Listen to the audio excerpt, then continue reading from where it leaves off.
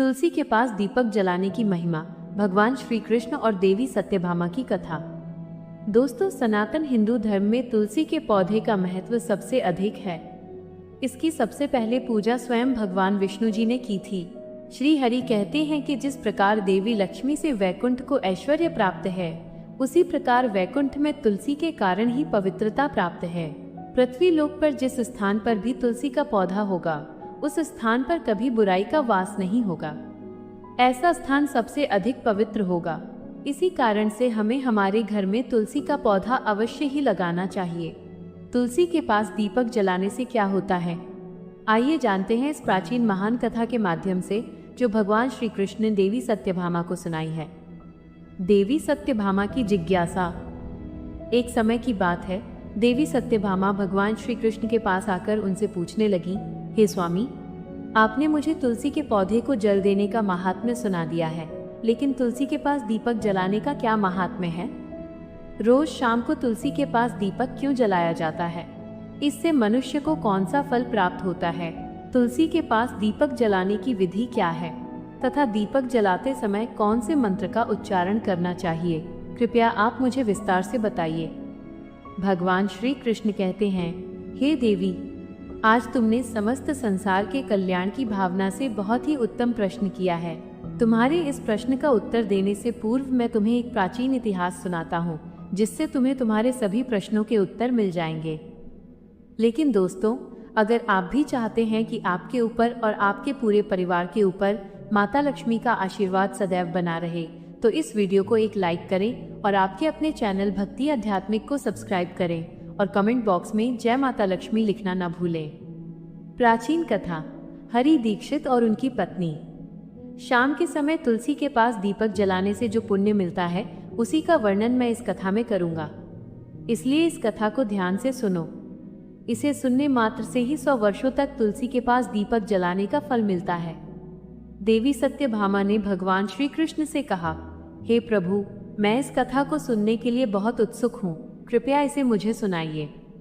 मैं इसे पूरे ध्यान से सुनूंगी। तब भगवान श्री कृष्ण ने देवी सत्यभामा को कथा सुनानी शुरू की। उन्होंने कहा, हे देवी, यह बात प्राचीन काल की है।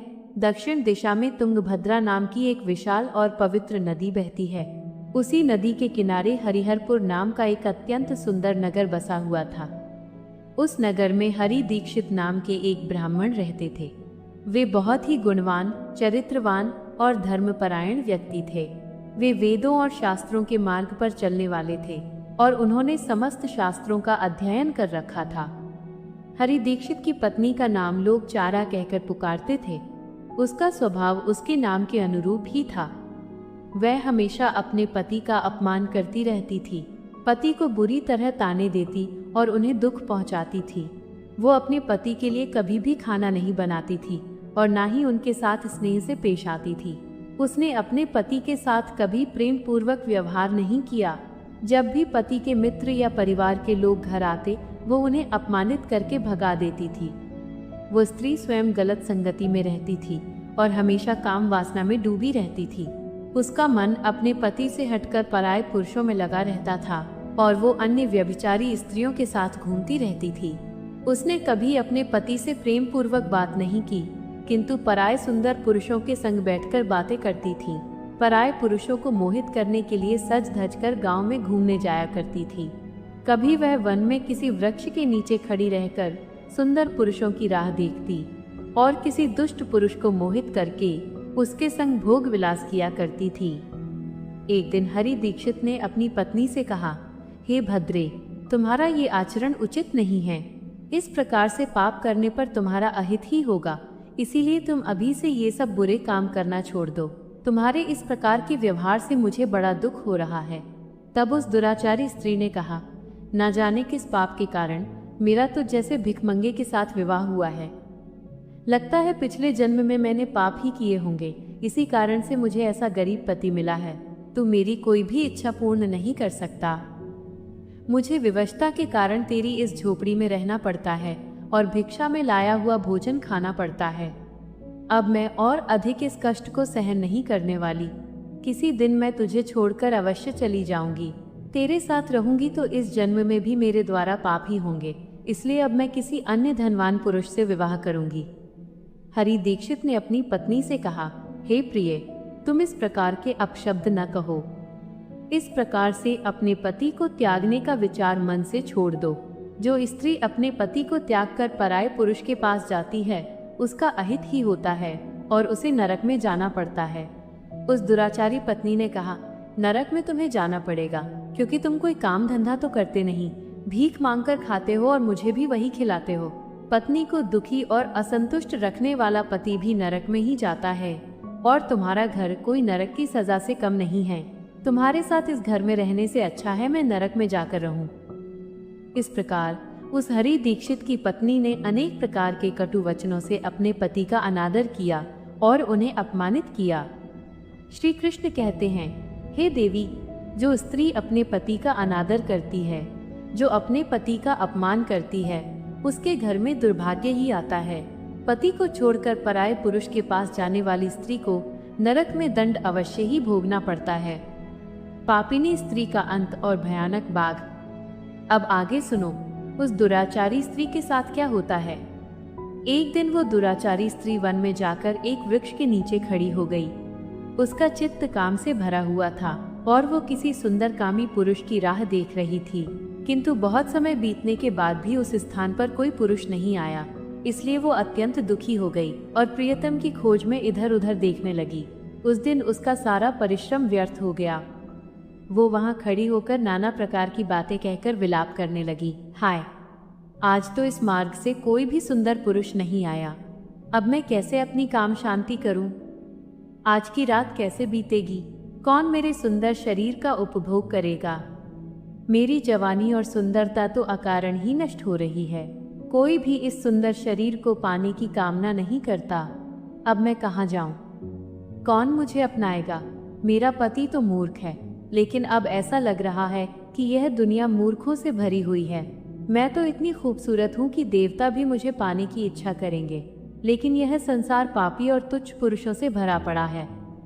उसने विलाप करते हुए कहा, हे भगवान, अगर कोई सुंदर, बलवान और पराक्रमी पुरुष हो तो उसे मेरे पास भेज दो, चाहे वो मेरा भक्षण ही क्यों ना कर ले, मैं खुशी खुशी उसे गले लगा लूंगी।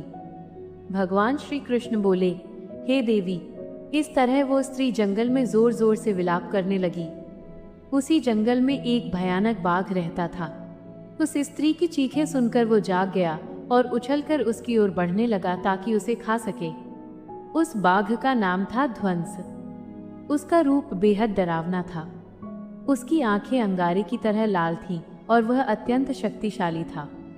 ध्वंस उस विलाप करती स्त्री की ओर तेजी से बढ़ रहा था। उसका एकमात्र लक्ष्य उन पापी और दुराचारी लोगों का भक्षण करना था जिन्हें नियति ने उसे सौंपा था। उस भयंकर बाघ को अपने सामने खड़ा देखकर उस स्त्री के पसीने छूटने लगे। वो भय से थरथर कांपने लगी। वो स्त्री कुछ करती, इतने में ही उस बाघ ने अपने पंजे से उसे घायल कर दिया और वो स्त्री जमीन पर गिर पड़ी। जमीन पर गिरते ही वो स्त्री चिल्लाते हुए बोली, अरे बाघ, तू किस लिए यहाँ पर आया है? मुझे क्यों मार रहा है? मैं यहाँ अपने प्रियतम को खोज रही थी, तू मुझे छोड़ दे।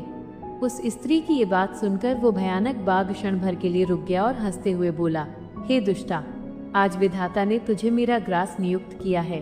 तुझ जैसी पापिनी स्त्रियों का भक्षण करना ही मेरा काम है, तभी मुझे इस शरीर से मुक्ति मिलेगी। वह स्त्री कहने लगी, हे बाघ, तुम कौन हो? मुझे सच सच बताओ कि तुम्हें किस कारण से बाघ होना पड़ा और तुम मुझ जैसी स्त्रियों का भक्षण क्यों करते हो? बाघ का पूर्व जन्म, वेदानंद की कथा। फिर ध्वंस नाम का वो बाघ कहने लगा, हे पापिनी, मैं तुम्हें मेरे पूर्व जन्म का वृत्तांत सुनाता हूँ। पूर्व काल में दक्षिण देश में अमलापाहा नाम की एक पवित्र नदी बहती थी। उसी नदी के तट पर मुनिपर्णा नाम की एक नगरी थी। वहाँ एक ब्राह्मण परिवार में मेरा जन्म हुआ था और मेरा नाम वेदानंद था। मेरे पिता एक आदर्श ब्राह्मण थे। बाघ ने आगे कहा, मैंने किशोरावस्था में वेदों का अध्ययन किया, लेकिन जैसे जैसे मैं बड़ा हुआ मेरे मन में धन का लोभ बढ़ता गया। मैंने अनेक यज्ञों का आयोजन किया, लेकिन वे धार्मिक उद्देश्य से नहीं बल्कि धन संग्रह के लिए थे। मैंने पापी और अधर्मी लोगों के लिए भी यज्ञ किए। धर्म के मार्ग से भटकते हुए मैंने लोभ में उन वस्तुओं का दान भी स्वीकार किया जिन्हें ब्राह्मण को नहीं लेना चाहिए। मैंने ऋण के बहाने दूसरों से धन लिया और फिर उसे कभी वापस नहीं किया।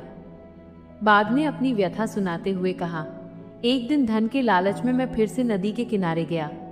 वहां मैंने अन्य धूर्त ब्राह्मणों के साथ मिलकर लोगों को ठगा। हमने झूठे मंत्रों का उच्चारण किया और बिना विधि विधान के ही पूजन किया। उसी समय एक बीमार कुत्ता मेरे पास आया जिसे मैंने दुत्कार कर भगा दिया, पर उसने क्रोध में आकर मेरे पैर में काट लिया। मैं मूर्छित होकर गिर पड़ा और मेरे प्राण निकल गए। मेरी मृत्यु के बाद यमदूत मुझे यमराज के सामने ले गए। चित्रगुप्त ने मेरा लेखा जोखा सुनाया कि मैंने धर्म के नाम पर लोगों को ठगा है। यमराज ने मुझे नरक की भयंकर अग्नि में डाल दिया। वर्षों तक यातनाएं सहने के बाद मेरे पापों के कारण मुझे ये बाघ का शरीर प्राप्त हुआ। मैंने संकल्प लिया कि मैं कभी साधु या सती स्त्रियों का भक्षण नहीं करूंगा, बल्कि केवल उन पापियों और कुलटा स्त्रियों का भक्षण करूंगा जिन्होंने अधर्म किया है। मुझे विश्वास है कि ऐसा करने से मुझे मुक्ति मिलेगी। पापिनी स्त्री का अंत और नरक की यातना। श्री कृष्ण कहते हैं, हे देवी, इस प्रकार उस बाघ ने अपना वृत्तांत सुनाया और उस स्त्री से कहा कि तू अपने पति को छोड़कर यहाँ अन्य पुरुषों के लिए आई है, इसलिए तू मेरा ग्रास बनेगी। इतना कहकर बाघ ने उसे मार दिया और खा लिया। मृत्यु के बाद यमदूत उस पापिनी को यमलोक ले गए। चित्रगुप्त ने यमराज से कहा कि यह स्त्री अत्यंत पापिनी है, इसने व्यभिचार किया है और पति की कभी सेवा नहीं की।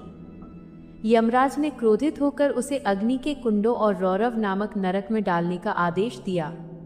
चांडाल जन्म और तुलसी महिमा। अनेक वर्षों तक नरक में कष्ट भोगने के बाद वह स्त्री पुनः पृथ्वी पर चांडाल के रूप में पैदा हुई।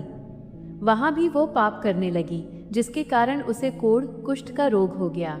वो भयानक पीड़ा सहन करने लगी। एक दिन वो आश्रम के बाहर पहुंच गई, जहां उसने स्त्रियों को तुलसी के पास दीपक जलाते देखा। उसने एक साधु से पूछा, महाराज, ये कौन सा पौधा है और ये स्त्रियां यहाँ दीपक क्यों जला रही हैं? साधु ने कहा, पुत्री, यह अत्यंत पवित्र तुलसी का पौधा है। इसके दर्शन मात्र से संकट कटते हैं और इसके पास दीपक जलाने से समस्त पाप नष्ट हो जाते हैं। उस स्त्री ने साधु से पूछा, क्या मुझ जैसी पापिनी के पाप भी नष्ट हो सकते हैं? साधु ने कहा, हाँ पुत्री, यदि कोई घोर पापी भी श्रद्धा से दीपक जलाए तो उसके सब जन्मों के पाप नष्ट हो जाते हैं। उस स्त्री ने साधु की बात मान ली और नित्य शाम को तुलसी के पास दीपक जलाने लगी। एक दिन संध्या के समय दीपक जलाते हुए ही उसकी मृत्यु हो गई। वैकुंठ के पार्षदों और यमदूतों का संवाद। यमदूत उसे लेने आए, लेकिन तभी भगवान विष्णु के 2 दिव्य पार्षद प्रकट हुए। वे अत्यंत तेजस्वी और दिव्य थे। उन्होंने यमदूतों को रोक लिया। यमदूतों ने कहा, यह स्त्री पापिनी है, इसे नरक ले जाने की आज्ञा है। भगवान विष्णु के पार्षद मुस्कुराए और बोले, हे यमदूतों, तुम सत्य कहते हो, लेकिन इस स्त्री ने संध्या के समय तुलसी के समीप दीपक जलाया है। तुलसी भगवान विष्णु को परम प्रिय है। जो भक्त श्रद्धा से तुलसी के पास दीप प्रज्वलित करता है, वह विष्णु की कृपा का पात्र बन जाता है। इस पुण्य ने इसके समस्त पापों को भस्म कर दिया है। अब ये नरक जाने के योग्य नहीं है। यमदूतों ने हार मान ली और लौट गए। भगवान विष्णु के पार्षद दिव्य विमान लेकर आए और उस स्त्री को स्वर्गलोक विष्णु लोक ले गए। उपसंहार और मंत्र। भगवान श्री कृष्ण ने देवी सत्यभामा से कहा, हे देवी, इस तरह केवल तुलसी के पास दीपक जलाने से ही मनुष्य के सभी पाप नष्ट हो जाते हैं। जो स्त्री प्रतिदिन शाम को तुलसी के पास दीपक जलाती है, वो सौभाग्यशाली बनती है और उसे सुख समृद्धि की प्राप्ति होती है। तुलसी दीपदान मंत्र। रोज तुलसी के पास दीपक जलाते समय इस मंत्र का उच्चारण करना चाहिए। श्री कृष्ण ने आगे कहा कि हजारों अमृत के घड़ों से भगवान श्री हरि को स्नान कराने से जो पुण्य मिलता है, वह संध्या काल में तुलसी के पास एक दीपक जलाने मात्र से प्राप्त हो जाता है। तो दोस्तों, आज की यह कथा आपको कैसी लगी कमेंट करके जरूर बताइए। अगर कहानी अच्छी लगी हो तो वीडियो को लाइक करें और हमारे चैनल भक्ति आध्यात्मिक सार को सब्सक्राइब करना ना भूलें। प्रिय मित्रों, कमेंट बॉक्स में सच्ची श्रद्धा से जय श्री राम अवश्य लिखें। वीडियो को अंत तक देखने के लिए आप सभी का तहे दिल से धन्यवाद। जय श्री राम।